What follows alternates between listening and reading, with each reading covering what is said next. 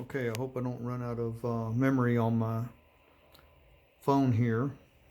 That's another story.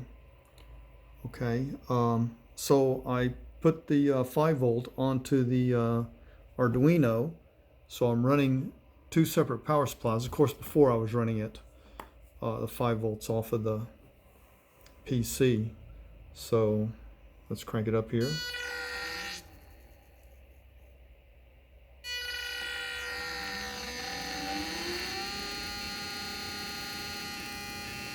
So nice.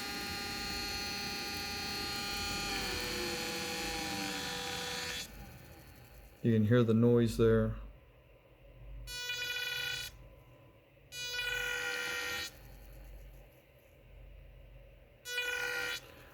I'm going to try something here which may not be good. I'm going to flip the wires here. I can't quite do it one-handed. It should swap the direction of rotation. Come on, you piece of junk. Get in there.